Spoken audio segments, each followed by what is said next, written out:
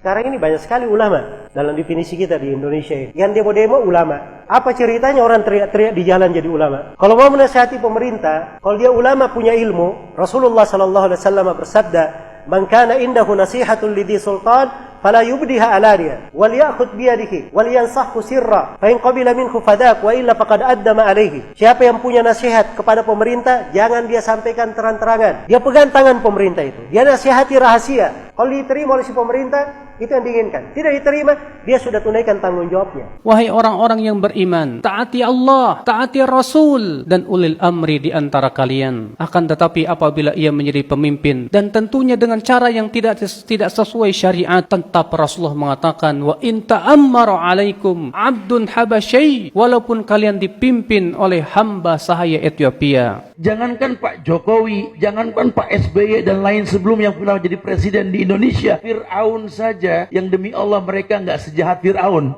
Fir'aun saja diperintahkan Nabi Musa dengan Harun, idhaba ila Fir'aun innahu togo, faqula lahu qawlan layyina. Yang gak boleh anak laki lahir main potong aja. Fir'aun lebih dari Rohingya loh. Suruh datang ke Fir'aun, katakan perkataan yang lembut. Idza ra'aita rajulan yasubbul hakim fa'lam annahu sahibu hawa. Kalau engkau melihat ada orang yang mencela pemimpinnya, menjelek-jelekan pemimpinnya, ketahuilah kalau dia itu pengikut hawa nafsunya. Dan tanyakan kepada dia, apa setiap kali engkau mencela pemimpinmu kau dapat pahala? Dapat pahala enggak kalau kita menjelekkan pemimpin kita? Kalau dapat pahala kita cela, enggak dapat pahala.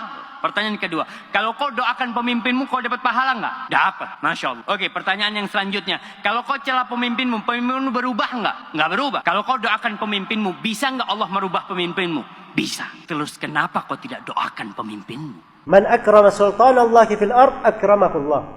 Wa man ahana sultanallahi fil ard ahanahullah. Siapa yang memuliakan pemerintah Allah di atas muka bumi, Allah akan memuliakannya. Dan siapa yang menghinakan pemerintah Allah di atas muka bumi, Allah akan menghinakannya. Imam Ahmad itu, lihat Imam Ahmad, seorang ulama, disiksa di 3 generasi pemerintahan. Tapi bersamaan dengan itu beliau berkata apa? Lau anna li da'watan mustajabah ma ja'altuha illa lis-sultan. Andai kata saya memiliki doa yang pasti dikabulkan, saya tidak akan peruntukkan doa itu kecuali untuk pemerintah. Udah dibilang bernegara seperti orang sholat. Kalau imam salah, ingetin baik-baik. Subhanallah. Masih salah juga, bantu dengan bacaan, mungkin dia lupa. Jangan main tarik kerah imam. Mundur loh. Nggak beres sholat kita urusannya kalau begitu. Turunin imam, ganti imam, turunin presiden. Nggak bakal pernah beres, mau sampai kapan. Kemudian saya telah terangkan rahasia, ruh dan makna. Kenapa diperintahkan kepada pemerintah walaupun dia berbuat baik? Sebab kudeta terhadapnya itu menyebabkan apa? Kerusakan yang lebih besar. Dan sepakat para ulama tidak boleh merubah kemungkaran yang akan melahirkan kemungkaran yang apa? Yang lebih besar. Tahu nggak, Hajjaj bin Yusuf itu membunuh 120.000 kaum muslimin pelan-pelan, Pak. Cungkil dulu matanya, diputuskan dulu lidahnya, dipotong telinganya, potong kakinya. Itu yang sudah dibunuh oleh dia seperti itu 120.000 orang.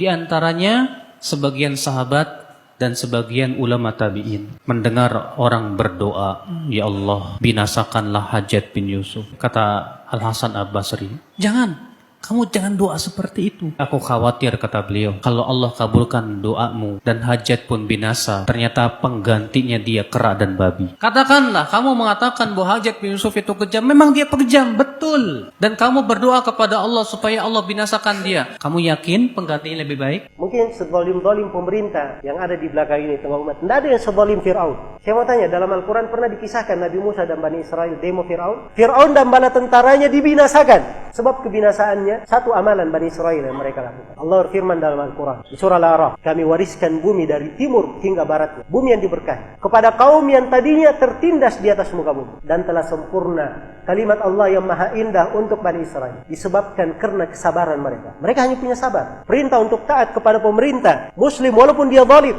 ini diucapkan oleh seluruh imam as-salaf, tidak ada silang pendapat. Afdalul jihad kalimatu adlin inda sultanin jair. Ini kata Nabi, sebesar-besar jihad adalah ucapan yang adil, ucapan yang hak, ucapan yang benar. Di mana? Di hadapan seorang pemimpin yang dolim. Di hadapan, bukan di televisi, bukan di radio, bukan di koran, bukan di Bundaran HI, bukan di Sudirman Tamrin, bukan. Misalnya saya berhadapan dengan Pak Presiden nggak benar nih begini. Mau Mosok aliran sesat didiamkan. Ini mencaci maki Nabi Muhammad. Mosok Anda diamkan begini.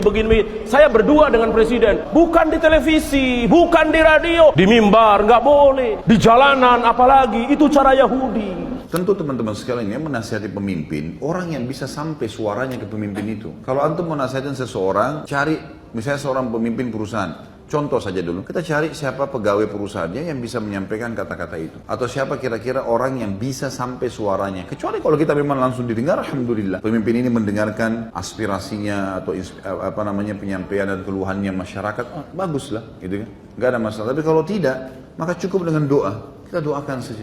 Itu senjata bagi orang beriman. Allah bisa masukkan ke dalam hati dia berubah, bisa. Bukan mustahil. Allahumma ya Allah, bukakan pintu hidayah.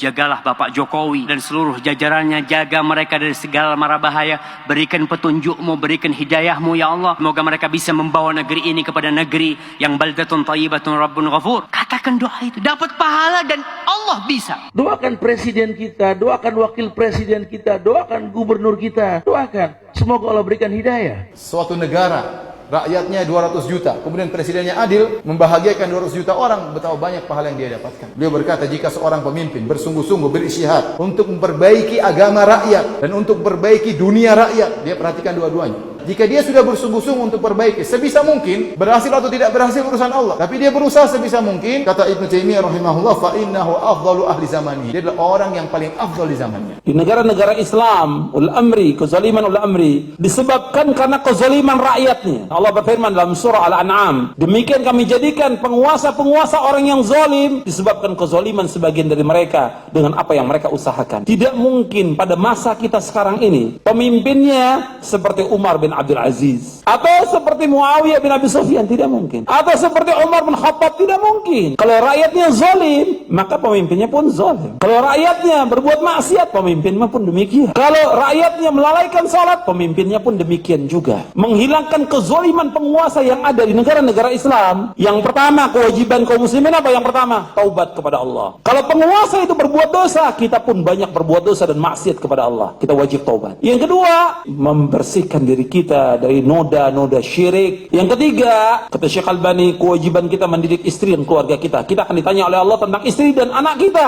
Kita umat Islam tidak akan ditanya oleh Allah siapa pemimpin kita, tapi kita akan ditanya bagaimana kamu mengurus istri dan anak kamu. Sebab Nabi bersabda, setiap kamu adalah pemimpin dan setiap kamu akan ditanya tentang pimpinannya.